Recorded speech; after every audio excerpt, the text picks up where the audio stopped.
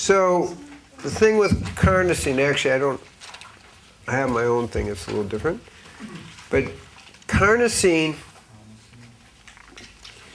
is a very unique thing. And what we know about carnosine, it's what we call a dipeptide, is it has some very major positive effects, which is, of course, what we're interested in. I initially became interested in carnosine in the treatment of diabetes because carnosine, one of its powerful effects is anti-glycation. Glycation. So I'm going to just explain that. What that means is when sugar naturally combines with protein or fatty acids and disrupts the structure. When glycation happens, you get 50 times more free radicals, and you start to get complexes that build up in the arteries, in the eyes, in the kidneys, and in the nerves that decrease their function and are the main cause of the chronic degenerative problems of diabetes. Please be clear that diabetes is accelerated aging. So it applies to everybody. It's just more accelerated in diabetes. So I was interested in that because carnosine has the ability to undo the glycosylation and return proteins to their normal shape and function.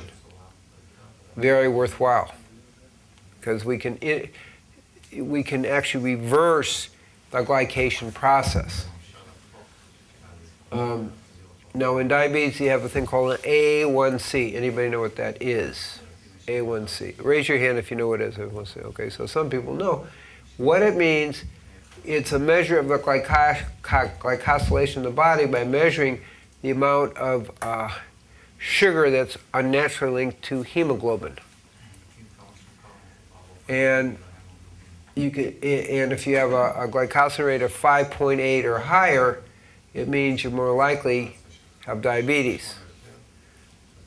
But it's really a measure simply of that. So in diabetes, you have extra sugar, you're going to get the extra fusing of sugar with protein and fats, which disrupts the function, causes free radicals, causes oxidization, and ultimately causes these compounds to be dysfunctional and build up, a toxic buildup in the body. Carnosine helps reverse that, which is pretty significant. So glycosylation is one problem. Oxidization is another, which is really about free radicals. It also protects about combining with what we call carbonyls, which are high in diabetes, which are aldehydes. Like in Candida, you have a lot of aldehydes. So that's another thing it does. It also protects against cross-linking of protein. What's that look like? It's called wrinkles. Okay?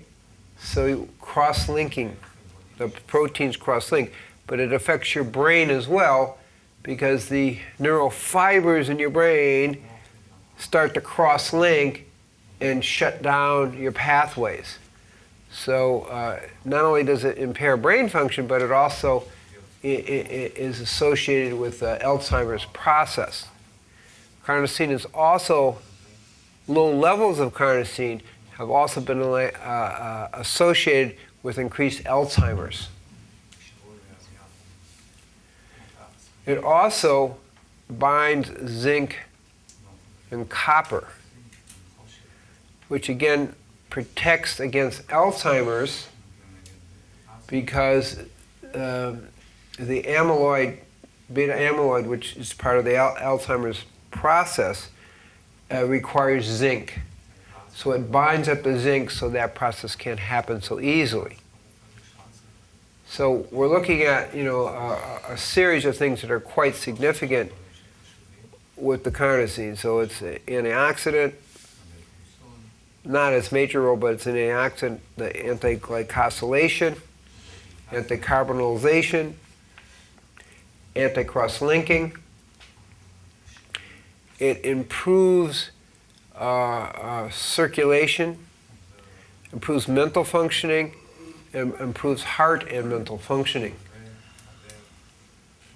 It protects against cross-linking, and it protects against mitochondrial degeneration, which of course is associated with aging and also senility, and also building up again of free radicals. So they're all kind of overlapping. So these are very, very important effects of the carnosine. Now, in the sum of it, it's a major anti-aging effect. Now, they haven't really been able to prove much in humans yet, but it's been proven in mice as well as different insects that has an anti-aging effect of, like, compared to normal, it's like a 67% improvement. Now, what's interesting is with age, between 10 and 70, the carnosine decreases by 63%. I also want to make an interesting point, is that how do you get carnosine? What's it from? Meat. So we have an interesting question here, what to do. Because the carnosine levels that are highest are in the heart and in the brain and in the muscles. Carnosine has been linked mildly to improved athletic performance as well. I don't think that's that important. Mostly it's anti-aging is the key. So what you see is if you eat a 7-ounce piece of steak, that's a lot. I guess that's pretty big, right? 1 cow. 1 cow, practically, yeah. You will get about 250 milligrams of carnosine, which will last about 5.5 hours in your body. There is this enzyme called carcinoase,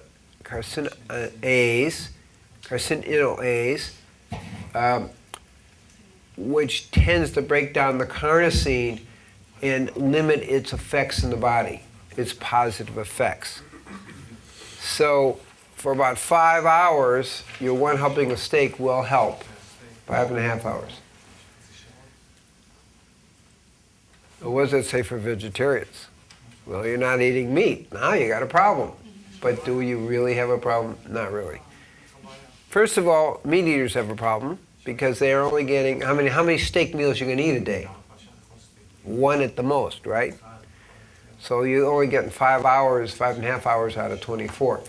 So what the researchers have found, that about 1,000 milligrams of carnosine will basically overwhelm the carcinoase to the point where the carnosine can have its effect in the body, which I mentioned is 6 major areas, which is overall anti-aging, anti-diabetic, anti-chronic degenerative disease. Okay, big picture.